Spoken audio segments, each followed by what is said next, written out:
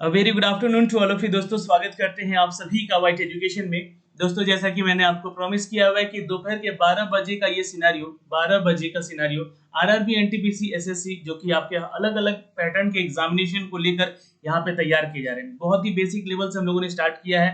कल पहला क्लास हो चुका है, आज दूसरा क्लास है। आप लोग भी इस क्लास में जुड़िए और एक दूसरे को शेयर कीजिए ताकि और भी लोग हमारे साथ यहाँ क्यूज में जुड़ सके। और हाँ, इसके रिगार्डिंग जो भी मैथ और रीजनिंग की क्लासेस होंगी वो भी आपको मैं बता दूंगा कि आपको कहां से और कैसे पढ़ना है। तो वीडियो को पूरा अंत तक देखिएगा और हमारे साथ जुड़े रहिएगा। दोस्तों अगर आप चैनल पे नए हैं तो चैनल को सब्सक्राइब कीजिए बेल आइकन दबा के हर वीडियो के ऑफिशियल नोटिफिकेशन के लिए। आज का पहला प्रश्न देखने से पहले मैं आपको बोलूंगा कि अगर आप टेलीग्राम हमारा ज्वाइन नहीं किए हैं तो जल्दी से ज्वाइन कीजिएगा। इन सब का पीडीएफ देखिए, पीडीएफ की आप लोग बिल्कुल चिंता ना करेंगे, थोड़ा सा विलंब होगा मिलने में चीजों को, लेकिन मिलेगा। ठीक है, पीडीएफ जरूर दिया जाएगा यहाँ से आपको। और चैनल को सब्सक्राइब जरूर कर लीजिएगा, ये चैनल का लिंक है। चलिए दोस्तों, आज का पहला क्वेश्चन आपके सामने ये रहा। चलिए, गल्फ स्ट्रीम क्या है? दोस्तों आंसर करेंगे यहाँ पे। सबसे इंपॉर्टेंट चीज है यहाँ पे कि हर चीज के बारे में थोड़ा थोड़ा डिस्क्रिप्शन लेकर चलेंगे। गल्फ स्ट्रीम क्या है? चलिए तो आंसर करेंगे दोस्तों यहाँ पे इट्स अ सी। नोट कर लेंगे, अंध महासागर की एक गर्म धारा है। जी हाँ, गर्म धारा यानी कि उत्तरी अंध महासागर में जो प्रवाहित होने वाली गर्म और पानी की एक प्रमुख सागरीय धारा है ये। याद रखिएगा, 20 डिग्री उत्तरी अक्षांश के पास ये मैक्सिको की खाड़ी में जहां उत्पन्न होता है। कहाँ पे? तो 20 डिग्री उत्तरी अक्षांश के पास। ठीक है, याद रखिएगा दोस्तों, यह उत्तरी अक्षांश के पास मैक्सिको की खाड़ी में। ये क्वेश्चन पूछ सकता है ना, मैक्सिको की खाड़ी में जब गर्म धारा मिलती है या नहीं मिलती है, ये आपको पता होना चाहिए। तो मैक्सिको की खाड़ी में ये उत्पन्न होकर पूर्वी दिशा की ओर कितना, तो 70 डिग्री उत्तरी अक्षांश तथा पश्चिमी उत्तर में पश्चिमी तट की तरफ प्रवाहित होती है। ठीक है, इसके बारे में इतना काफी है, आंसर ध्यान रखिएगा। चलिए, हिंद महासागर की गर्म धारा का नाम क्या है? देखिए, बहुत सारी जल धाराएं हैं दोस्तों जो कि विश्व भर में, वैसे आपको पता होना चाहिए, इसका आंसर बी होगा। यह एगुलहास कहते हैं इसको, एगुलहास धारा नोट कर सकते हैं दोस्तों। और प्रशांत महासागर की गर्म जल धाराओं में एक एलिना है जल धारा, सुशिमा है और अलास्का है, ये क्यूरोशिया है और उत्तरी विषुवतीय रेखा धारा है। बहुत सारी प्रशांत महासागर में तो अनेकों है। ठीक है, लेकिन ठंडी जो जल धारा है वहां का प्रशांत का, वो ध्यान रखिएगा, हमबोल्ट है सबसे फेमस, उसके बाद क्यूराइल है, वो भी ठंडी जल धारा है।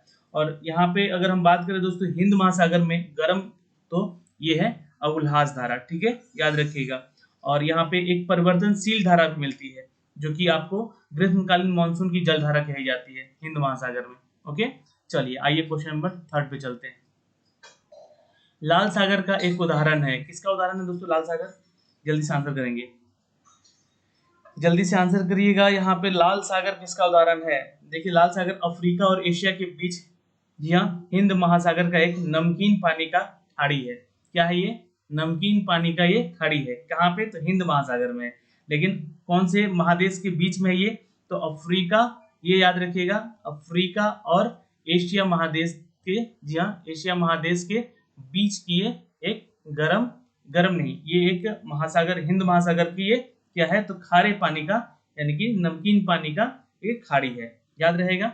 चलिए आंसर क्या करेंगे? इट्स बी, भ्रंश संरचना कहते हैं इसको।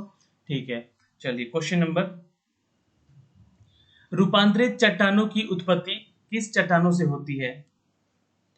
फटाफट आंसर करेंगे, बहुत अच्छा क्वेश्चन है, यहाँ से जुड़े हुए सवाल पूछे जा सकते हैं। देखिए, चट्टानों के बारे में मैंने आपको पहले बताया, और हर यहाँ पे सिनेरियो जो है आपका जीके जो है, ज्योग्राफी, हिस्ट्री, पॉलिटी, साइंस से रिलेटेड होगा ये 40 क्वेश्चन।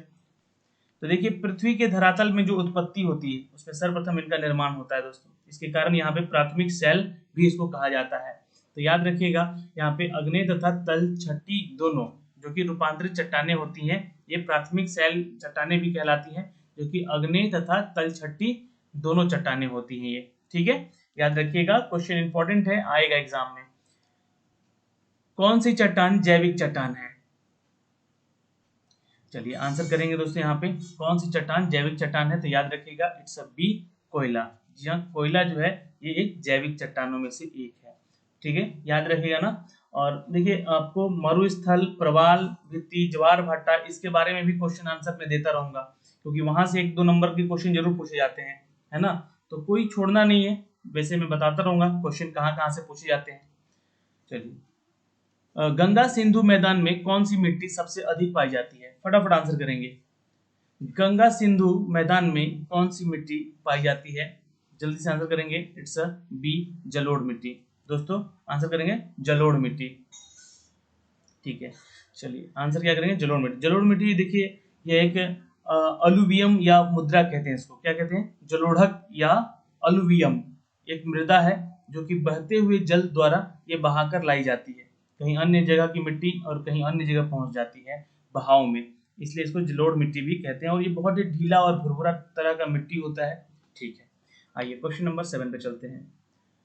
उन सभी स्थानों को जिन पर की तड़ित झंझा एक ही समय पर होता है, मिलने वाली रेखाओं को क्या कहा जाता है? तड़ित झंझा यानी कि बिजली चमकना। ठीक है, और एक ही समय पे होता है दोस्तों, याद रखिएगा। इट्स अ सी। जी हाँ, आइसोब्रोंट में नोट कर सकते हैं, उसको आइसोब्रोंट कहते हैं। चलिए क्वेश्चन नंबर 8 पे चलते हैं। आइसोबाथ रेखाओं का उपयोग क्या दर्शाने के लिए किया जाता है? चलिए आंसर करेंगे दोस्तों। जी हाँ, यहाँ पे आंसर कर दीजिएगा। इट्स अ सी। जी हाँ, गहराई को मापने के लिए। सबसे ज्यादा गहराई किस महासागर में है आपको पता है? अगर पता है तो नीचे कमेंट कीजिएगा। जी हाँ, प्रशांत महासागर का। ठीक है, सबसे प्रशांत महासागर का जो गहराई है वो सबसे अधिक है गहरा। ठीक है, चलिए, और वो गर्त का नाम बताइए, क्योंकि मैं आपको पहले ही बता चुका हूँ कि वो गर्त कौन सा है जिसकी सबसे ज्यादा गहराई है। ठीक है, आइए क्वेश्चन नंबर 9 पे चलते हैं। विली विली से क्या तात्पर्य है? चलिए क्वेश्चन का आंसर दीजिएगा दोस्तों। यहाँ पे देखिए, विली विली एक उष्णकटिबंधीय क्या है? चक्रवात है दोस्तों। तो अगर आप यहाँ पे आंसर करेंगे, इट्स अ डी, ऑस्ट्रेलिया के निकट विकसित। हाँ सॉरी, इट्स ए, ये ऑस्ट्रेलिया में है ना, विली, भारत यहाँ लिख दिया गया है। ठीक है, तो आंसर ए ही होगा, सही है यहाँ पे। A is the right answer.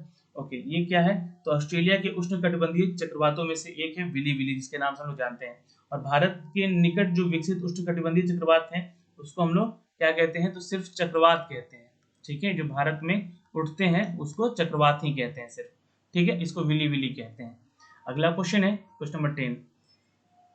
Reactor मापक के किस का मापन किया जाता है? चलिए, रिएक्टर से हम लोग क्या मापते हैं ये बता दीजिए। ये तो आपको बहुत पहले से पता होगा, वैसे तो क्वेश्चन इंपॉर्टेंट था ही, लेकिन आपको ये आंसर आना चाहिए। ठीक है, चलिए क्वेश्चन नंबर दोस्तों यहाँ पे आंसर करेंगे अब 10 का। बिल्कुल, भूकंप का हम लोग मापन करते हैं दोस्तों। ठीक है, याद रखिएगा। चलिए आइए क्वेश्चन नंबर देखते हैं दोस्तों यहाँ पे 11 का। 11 का आंसर करेंगे। भारत में कौन सा प्रदेश यूरोपियन और उत्तम कोटि के नमक और अफीम उपलब्ध कराता है?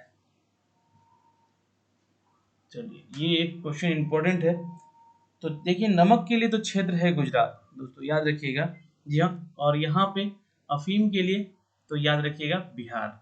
ठीक है, तो ये उत्तम कोटि का नमक और अफीम उपलब्ध कराता है यूरोपियन के। जी हाँ, भारत में कौन सा प्रदेश यूरोपियनों को उत्तम कोटि का नमक और अफीम उपलब्ध कराता है? तो अफीम के लिए तो यहाँ फेमस है दोस्तों बिहार।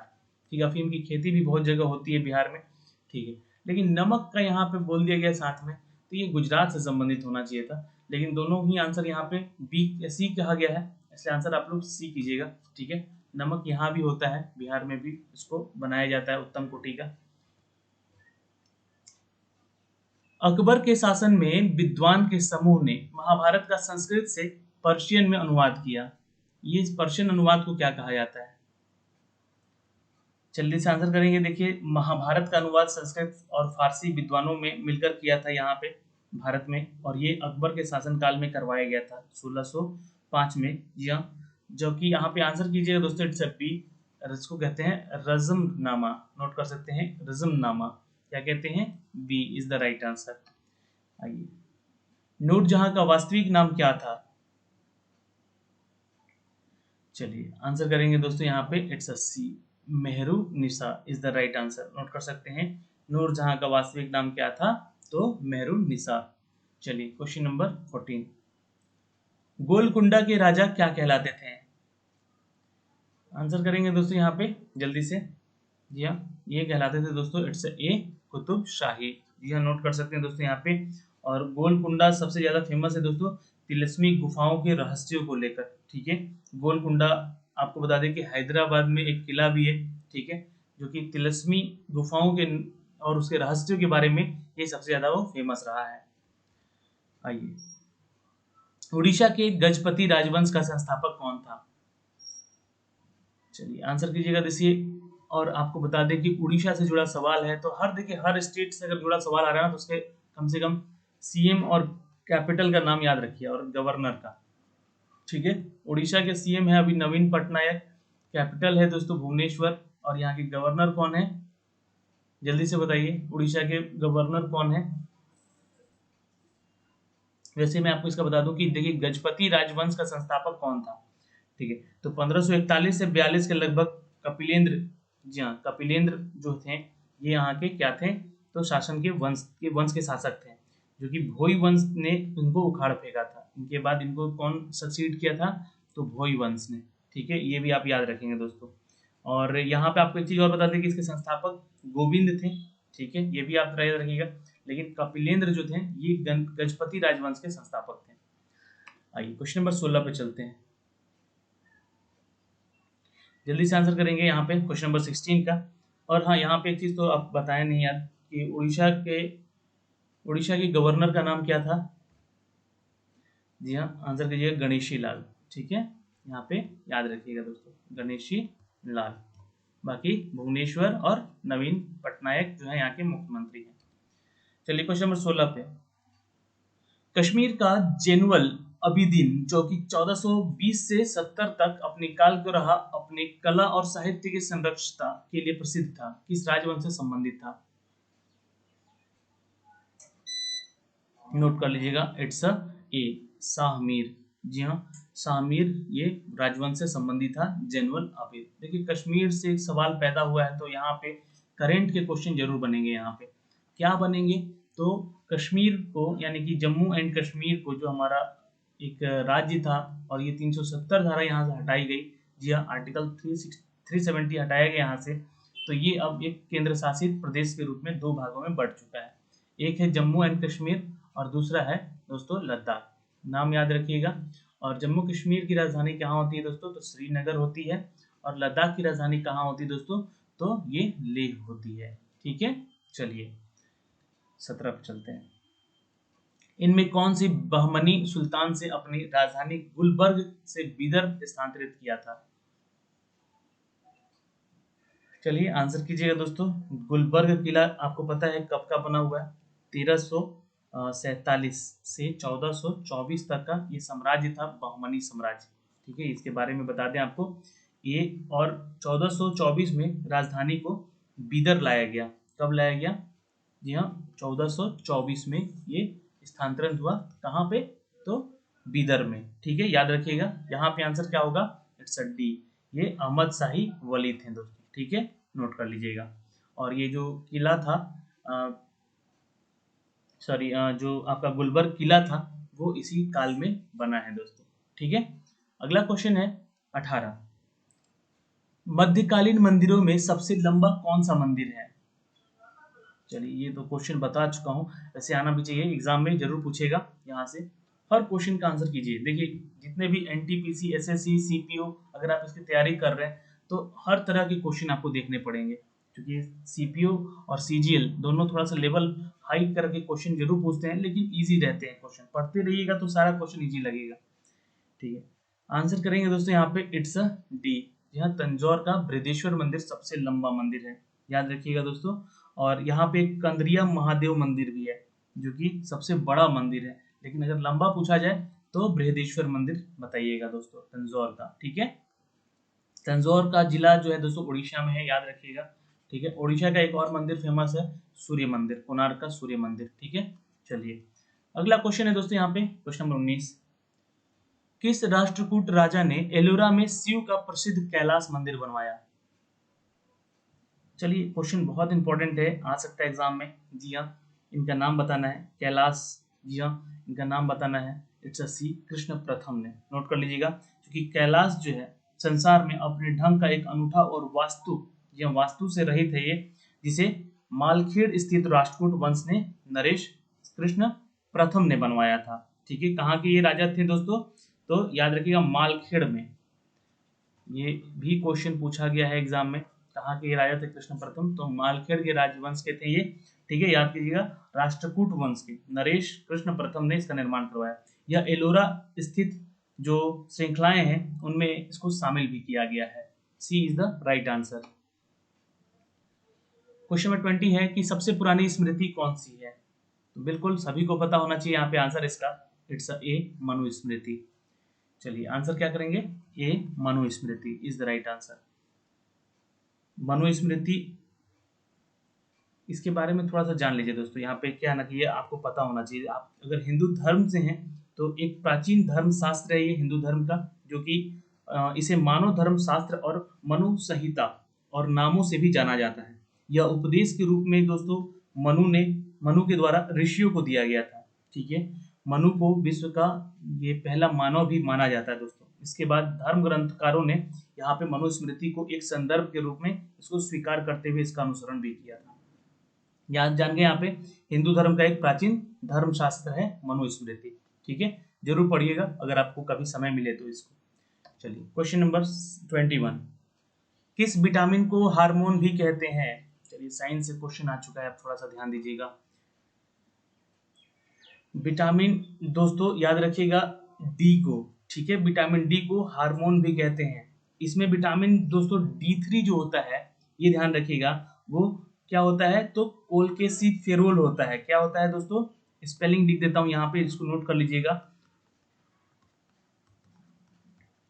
ठीक है। कोलकेसिफेरोल होता है, इसको कोलकेसिफेरोल भी कहते हैं। जब विटामिन डी को हम सूरज की रोशनी से प्राप्त करते हैं या फिर भोजन या दवाइयों की मदद से लेते हैं तो यह हमारे शरीर में हार्मोन में बदलाव लाता है, ठीक है। यह हार्मोन जो है सक्रिय विटामिन डी या कैल्सिट्रोल भी कहलाता है जब विटामिन डी में रहता है तो, ठीक है। पर D3 जो है ये क्या कहलाता है? तो कैल्सिकैलिफेरोल कहलाता है, ठीक है, याद रखिएगा।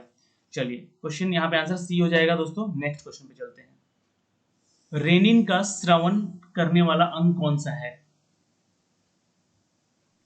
चलिए ये क्वेश्चन भी इंपॉर्टेंट है दोस्तों। देखिए एंजाइम पर आधारित है ये क्वेश्चन, ठीक है। आंसर कीजिएगा बी अमाशय, ठीक है। हमारा एंजाइम का संबंध सीधे अमाशय से होता है, ये ध्यान रखिएगा। और यहाँ पे आंसर क्या कर लेंगे? इट्स अ अमाशय, ओके, नोट कर लीजिएगा। और ये प्रतिक्रिया बहुत तेज होती है, ठीक है। और यहाँ पे रेनिन का श्रवण कौन करता है हमारा अंग? तो अमाशय। नेक्स्ट, डार्विन का सिद्धांत क्या था? देखिए क्वेश्चन मैं कल भी बताया था आपको, लेकिन ये क्वेश्चन कुछ अलग ढंग से पूछा गया था, ठीक है। चार्ल्स डार्विन का नाम आप लोगों ने सुना होगा दोस्तों, ठीक है। चार्ल्स डार्विन का पढ़िए, रोज पढ़िएगा ना तो थोड़ा बूंद बूंद करके ही सारी चीजें आपको ध्यान में रहेगी, पढ़ते रहिएगा तो। लेकिन चार्ल्स डार्विन का जो मत था कि प्रकृति क्रमिक परिवर्तन द्वारा अपना विकास करती है ना। जो प्रकृति होती है वो क्रमिक परिवर्तन, जैसे जैसे घटनाएं घटती रहती हैं वो अपना परिवर्तन करती जाती है और अपना विकास भी करती है। विकासवाद का कहना है कि यही सिद्धांत आधुनिक जीव विज्ञान की नींव बना डाला। डार्विन का सिद्धांत, जहां चार्ल्स डार्विन का सिद्धांत इसलिए मानव इतिहास का सबसे बड़ा वैज्ञानिक भी माना जाता है। और ये यहाँ पे आंसर कीजिएगा दोस्तों क्या? इट्स अ बी, प्राकृतिक चैनवाल, नोट कर लीजिएगा। ये प्रकृति के बारे में अपना सिद्धांत दिए थे। चलिए क्वेश्चन नंबर नेक्स्ट देखते हैं 24, वन परिस्थितिकी तंत्र में हरे पौधे होते हैं। चलिए आंसर करेंगे दोस्तों यहाँ पे, इट्स अ, जी हाँ, ए मूल उत्पादक होते हैं। देखिए वन परिस्थितिकी जो होता है, वन में परस्पर संबंधी जितनी भी पद्धतियां हैं, प्रक्रियाएं हैं, वनस्पति हैं, पशुएं हैं, जिनको तंत्रों और वैज्ञानिकों का अध्ययन कहा जाता है। और आपको बता देना चाहते हैं कि वन प्रबंधन जो होता है, वन विज्ञान, वन संवर्धन और वन प्रबंधन के नाम से भी जाना जाता है। वन परिस्थितिकी, ठीक है, एक मैनेजमेंट सिस्टम है, ठीक है। आंसर क्या करेंगे? इट्स ए मूल उत्पादक से हरे पौधे होते हैं, ओके। आइए क्वेश्चन नंबर 25 पे चलते हैं। जीवों तथा वातावरण के पारस्परिक संबंधों का क्या अध्ययन कहलाता है? जल्दी से आंसर करेंगे दोस्तों। यहाँ पे देखिए पारिस्थितिकी तंत्र में अगर हम बात करें जीव विज्ञान की, तो एक शाखा है जिसमें कि समुदायों का उसके वातावरण के साथ पारस्परिक संबंध उसको अध्ययन करते हैं, ठीक है। क्या? तो जीव और वातावरण के बारे में इसको कहते हैं दोस्तों हम लोग बी इकोलॉजी। क्या कहते हैं इसको? इकोलॉजी, ठीक है, याद रखिएगा। क्वेश्चन इंपॉर्टेंट है, आ चुका है एसएससी सीजीएल में ही पूछा गया था प्रश्न ये 2017 में, इसलिए इंपॉर्टेंट है यहाँ से। हर सवाल पूछा गया है लगभग यहाँ पे एसएससी सीजीएल सीपीओ में। तो ऐसा बिल्कुल मत सोचिएगा कि बहुत हार्ड लेवल का क्वेश्चन लेकर आ रहे हैं, नहीं, बहुत ही मतलब जो क्वेश्चन पूछे गए हैं वही क्वेश्चन पहुंचा रहे हैं आप तक, ठीक है ना। आगे चलते हैं क्वेश्चन नंबर 26 पे। उत्परिवर्तनवाद प्रस्तुत किया है किसने? बिल्कुल आंसर कीजिएगा, डी ब्रिज ने किया है दोस्तों। डी ब्रिज, ये इनके बारे में कल मैंने आपको बताया था वीडियो में। लगातार सभी वीडियो देखिए आप लोग, है ना, एक एक करके एक एक वीडियो देखिए, हर क्वेश्चन का सिनेरियो उत्पन्न जो भी दिया जा रहा है इंपॉर्टेंट होगा आपके एग्जाम के पॉइंट ऑफ व्यू से। पेलियोंटोलॉजी का अध्ययन क्या कहलाता है? चलिए आंसर करेंगे दोस्तों। यहाँ पे अगर हम बात करेंगे जीवाश्म की तो आंसर यहाँ पे डी होगा। जी हाँ, जीवाश्मों का अध्ययन कहलाता है दोस्तों पेलियोंटोलॉजी, ठीक है, जिसमें हम लोग जीवाश्मों के बारे में अध्ययन करते हैं। ओके, अच्छा एक क्वेश्चन यहाँ से मैं पूछता हूँ दोस्तों कि पुष्पों का अध्ययन क्या कहलाता है? पुष्प का, है ना, पुष्प यानी कि फूलों का, तो इसको कहते हैं दोस्तों, क्या कहते हैं पुष्पों के अध्ययन को? अध्ययन क्या कहलाता है? पुष्पों का अध्ययन क्या कहलाता है दोस्तों? जल्दी से आंसर कर दीजिएगा। जी हाँ, अगर जीव विज्ञान की, प्रकृति विज्ञान की हम बात करें तो जीव विज्ञान के अंतर्गत सभी जीवों का शारीरिक संरचना और उनके कार्य के बारे में अध्ययन करते हैं। और जीव विज्ञान के बारे में हमें जानकारी होना बहुत जरूरी भी है, क्योंकि इसके बारे में आपको बता देना चाहते हैं। पुष्प विज्ञान, है ना, आंसर क्या करेंगे? इट्स अ पुष्प विज्ञान, ठीक है, याद रखिएगा। क्वेश्चन नंबर 28 पे चलते हैं। डायनासोरों का सुनहरा काल किस महाकल्प को कहते हैं? चलिए आंसर करेंगे क्वेश्चन नंबर 28 का। बिल्कुल, देखिए जीवाश्मों के अभिलेख जो इंगित किया गया था, ठीक है, उसमें पक्षियों द्वारा प्रादुर्भाव जुरासिक काल के दौरान यहाँ पे थेरोपोड डायनासोर से हुआ था। तो यहाँ पे आंसर क्या करेंगे आप? It's a D. जी हाँ, इसको हम लोग कहते हैं मेजोजोइक काल, यानी कि डायनासोर का ये काल होता है दोस्तों, ठीक है, याद रखिएगा। क्वेश्चन नंबर 29, जीवन की उत्पत्ति किस महाकल्प में हुई है? बिल्कुल याद रखेंगे दोस्तों, इट्स अ ए, या प्री कैम्ब्रियन युग में नोट कर सकते हैं, जो कि आरंभिक सबसे पहला जीव वैज्ञानिकों का मानना है कि धरती पर जीवन शुद्ध मतलब खुद ही उत्पन्न हो गया है। यूनानी दार्शनिक और वैज्ञानिक अरस्तु का मानना है कि यह अन्य, और उस समय मानना था कि एफिया और या माहू एक छोटा कीट है जिसकी उत्पत्ति से पूरे जीवन का निर्माण हुआ है, ठीक है, याद रखिएगा, एफिड या माहू। ओके, चलिए क्वेश्चन नंबर नेक्स्ट है 30। निम्नलिखित में से कौन सा आधुनिक मानव का सबसे निकट संबंधी है? मानव का, ठीक है, मानव का निकट संबंधी है दोस्तों गोरिल्ला, नोट कर सकते हैं दोस्तों यहाँ पे। जी हाँ, ये जीव जो है सबसे ज्यादा संबंधित है, निकट संबंधियों में से गोरिल्ला है मानव के। चलिए, बैंक राष्ट्रीयकरण निम्न में से किस उद्देश्य के लिए किया गया? इकोनॉमिक का क्वेश्चन है भाई, ध्यान दीजिएगा। चलिए आंसर करेंगे दोस्तों, इट्स ए, धन के संकेंद्रण को रोकने के लिए बैंकों का यह राष्ट्रीयकरण किया गया दोस्तों, याद रखिएगा, आंसर क्या हो जाएगा? ई हो जाएगा। नेक्स्ट क्वेश्चन है, वर्ष 1921 में बंगाल, चेन्नई और मुंबई के प्रेसिडेंसी बैंकों को मिलाकर एक नया बैंक बनाया गया था। जी हाँ, बाद में उनका राष्ट्रीयकरण किया गया। उस समय बैंक को नाम दिया गया था, वह नाम क्या था? तो देखिए, प्रेसिडेंसी बैंक का नाम दोस्तों बता दें आपको, दिया गया था दोस्तों, it's C, Imperial Bank of India, ठीक है, ये याद रखिएगा। जी हाँ, जो कि चेन्नई, बंगाल और मुंबई, ये तीनों जगह पे इसका जो शाखा था वो बनाया गया था दोस्तों, ठीक है, और उस समय उसके बाद उसका राष्ट्रीयकरण किया गया तो इसका नाम दिया गया इंपीरियल बैंक ऑफ इंडिया। चलिए नेक्स्ट क्वेश्चन है 33। भारतीय रिजर्व बैंक द्वारा नकद आरक्षण अनुपात को बढ़ने में निम्न में से क्या प्रभाव पड़ता है? चलिए आंसर करेंगे दोस्तों। जी हाँ, बात कीजिएगा, इट्स अ बी, मुद्रा आपूर्ति घट जाती है, ठीक है, क्या होता है? मुद्रा आपूर्ति घट जाती है। दोस्तों आपसे अगर पूछा जाए कि CRR क्या होता है? CRR तो कैपिटल रिक्वायरमेंट रेगुलेशन एक्ट है 2013 का, ये भी ध्यान रखिएगा, ठीक है, और ये वो नहीं है, कैश रिजर्व रेशियो नहीं है, ये अलग है, ठीक है, ये क्या है? तो कैपिटल रिव्यू जो रिक्वायरमेंट रेगुलेशन नंबर है, ये 2013 के एक्ट के अनुसार एक कानून बनाया गया था। इसका उद्देश्य क्या था कि बैंकों को दिवालिया होने की संभावनाएं कम कर देना, और 2013 जो क्रेडिट इंस्टीट्यूशन बना था निर्देश के साथ कैपिटल रिक्वायरमेंट रेगुलेशन 2013 में बनाया गया, जो कि उसमें कांग्रेस की सरकार थी, और capital measurement of capital standards के नाम से इसको जाना गया बेसल थर्ड में। ठीक है, बेसल जितने भी है ना उसके नियम पढ़िएगा, बेसल 1, बेसल 2 और बेसल थर्ड, बहुत इंपॉर्टेंट है। जो भी छात्र बैंकिंग की तैयारी करते हैं तो वो खासकर पढ़ेंगे। हाल ही में वर्षों में रिजर्व बैंक के मुद्रा बाजार को प्रभावित करने के लिए किस उपकरण पर अपनी निर्भरता बढ़ा रही है? तो ये थोड़ा करंट से क्वेश्चन हो सकता है, आंसर कीजिएगा दोस्तों। इट्स अ सी, खुले बाजार की क्रियाओं में ये अपना बाजार बढ़ा रही है दोस्तों। ठीक है, और खासकर अब हम लोग बात कर रहे हैं आत्मनिर्भरता का, यानी कि हम लोग यहाँ पे खुद अपना प्रोडक्ट बनाएंगे और इस प्रोडक्ट को अपने ही देश में इसका कंज्यूमर भी बनेंगे। यानी कि अगर ऐसा होने लगा तो शायद हम लोग एक समय आएगा कि चाइना से भी आगे निकल सकते हैं। और बहुत सारे जगह तो अभी चाइना जितने भी प्रोडक्ट हैं उनको लेकर विरोध भी किया जा रहा है, लेकिन सरकार एक तरफ इसे यहाँ पे साझा भी कर रही है। जी हाँ, क्या बहुत सारे मुद्दों पे यहाँ पे क्या है साझा भी कर रही है, यानी कि इनके साथ बिजनेस भी कर रही है। लेकिन कुछ कुछ ऐसे सेक्टर हैं जैसे कि रेलवे सेक्टर, बीएसएनएल सेक्टर है ना, ये क्या है तो अपना डील जो है वो कैंसिल कर चुका है चाइना के साथ। तो बहुत सारे अभी तथ्य निकल कर आएंगे सामने, जैसे जैसे हम आत्मनिर्भर बनते जाएंगे, एकदम से तो नहीं होगा ये सारी चीजें, है ना। तो जैसे जैसे आगे बढ़ेगा भारत आत्मनिर्भर बनेगा तब हम आगे निकल पाएंगे, अगर आत्मनिर्भरता की बात होती है तो। दोस्तों, नरसिम्ह समिति के ने देश बैंकिंग ढांचे को कितने स्तरीय बनाने की स्तुति दी थी? तो आंसर करेंगे दोस्तों यहाँ पे इट्स सी, 4। नोट कर लीजिएगा, नरसिम्ह समिति की सिफारिशों ने भारत में बैंकिंग समिति ने बड़े बैंकों को विलय भी किया, ये सिफारिश करता है। तो ये खासकर नरसिम्ह समिति क्या करता है, तो बड़े बड़े बैंकों को क्या करता है आपस में विलय भी कर लेता है। ठीक है, तो आंसर कीजिएगा 4 स्तरीय बनाने की संस्तुति में ढांचे में तैयार किया गया था इसको, नरसिम्ह समिति को। भारतीय रिजर्व बैंक क्या है?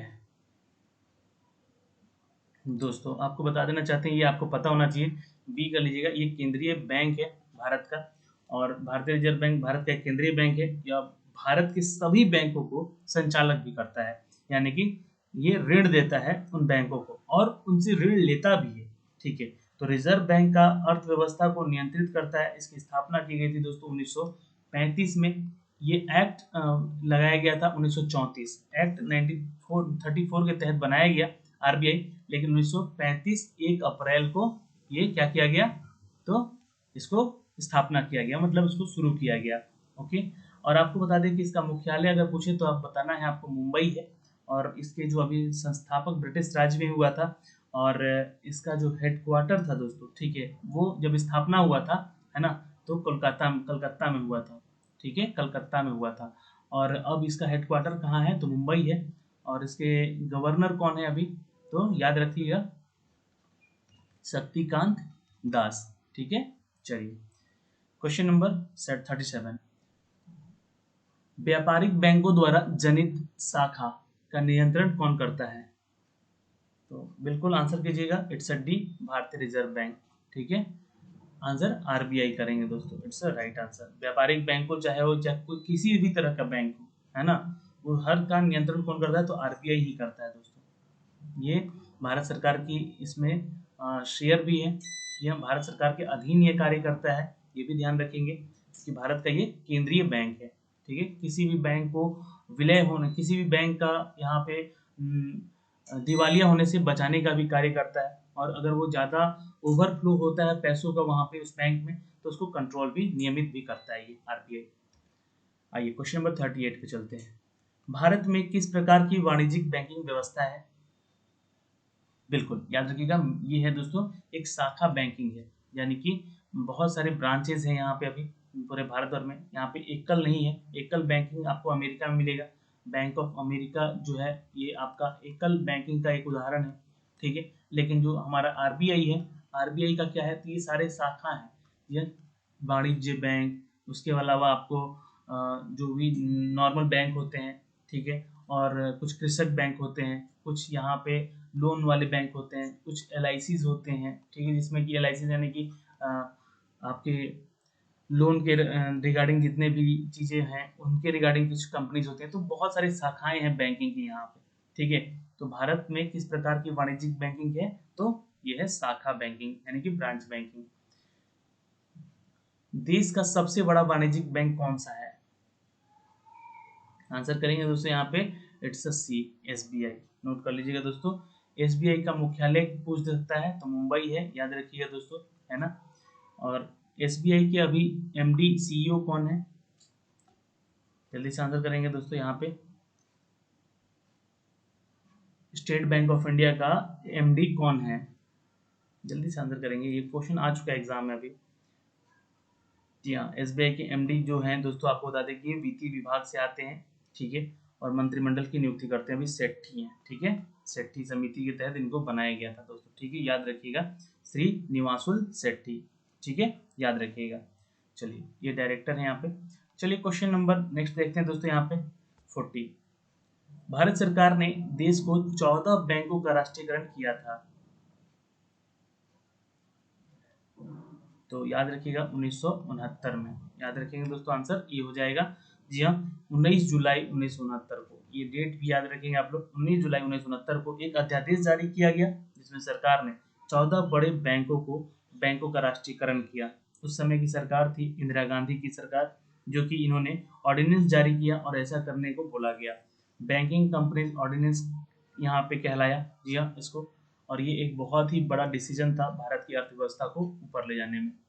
और अब यहाँ पे इस जो 2020 की सरकार है, ये सारे बैंकों का क्या कर रही है, तो प्राइवेटाइजेशन कर रही है, निजीकरण कर रही है, और बहुत सारे बैंकों को विलय भी कर रही है, यानी कि एक दूसरे में मर्ज भी कर रही है।